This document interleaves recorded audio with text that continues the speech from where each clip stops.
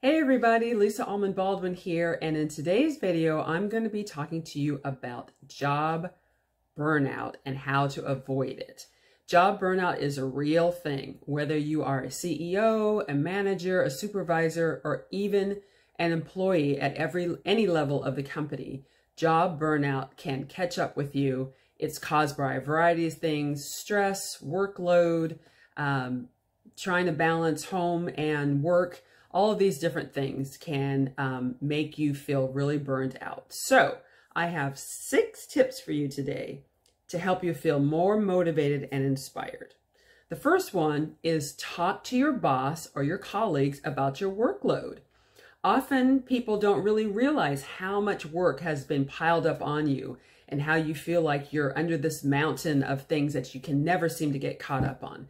But if you open the lines of communication, make people realize how much you have on your plate, maybe there are some things that can be shifted or some jobs that can be shared or something even taken off of your plate altogether. So definitely open up a discussion with your manager, supervisor, or your peers and colleagues. Second is take regular breaks throughout the day.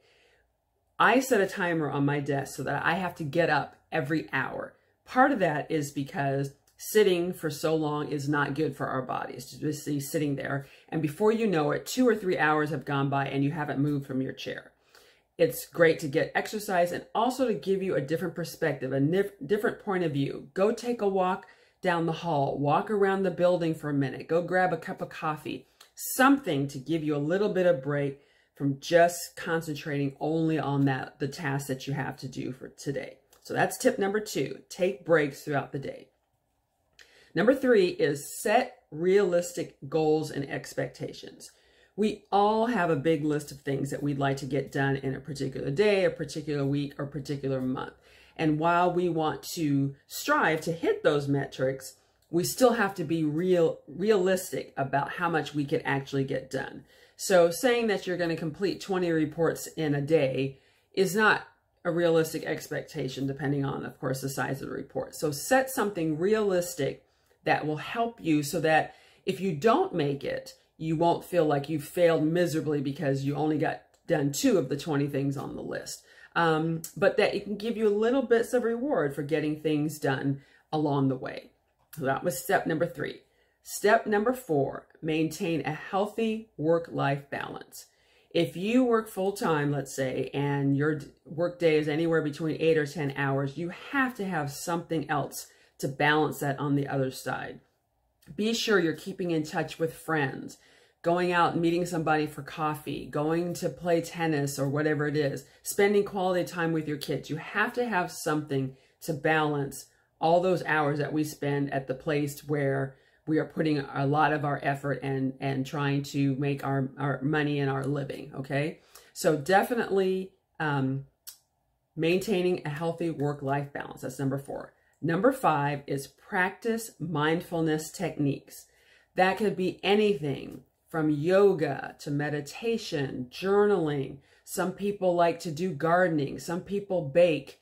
Anything, puzzles, Wordle, anything that is something mindful, something more peaceful, something that brings you joy. It's a good counterbalance, again, for the hard, stressful workday that you have.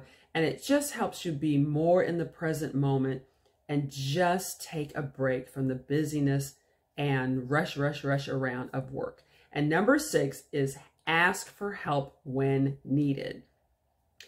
It is crucially important that we ask for help, and people don't know that we really need help sometimes until we say so. And I'm sure you've heard sometimes somebody either said to you or about somebody else, oh my gosh, if I just knew that they needed help, I could have helped them in some way. But don't shoulder everything on you till it comes to the point where you're just broken down. And that could be at home or at work. A thing I used to do with my kids a lot when they were little is if I had to work and I was working from home, I'd say, you know, Mommy has some things that she committed to do for her job. And what I really need your help with is for the next hour, if you could just play in your room quietly with the door closed. It can be something as simple as that to something bigger, like you find if you could find somebody that can mow the lawn for you, or come over and help you clean the house, or, you know, if you have the financial position to do it, pay somebody to do something once a week, once a month, once a quarter that takes something off of your plate, but ask for help when you need it. So let's recap all of those different tips. 1, talk to your boss or colleagues about your workload. 2, take regular breaks throughout the day. 3, set realistic goals and expectations. 4, maintain a healthy life-work balance. 5, practice mindfulness techniques. And 6, ask for help when needed. Job burnout is a real thing, and you don't want to get it to catch up with you, because it's not good mentally, emotionally, physically, spiritually. So I hope that these tips were helpful for you today. I'm having trouble talking. I don't know what's going on. So I would love to hear what some of your tips are to avoid job burnout.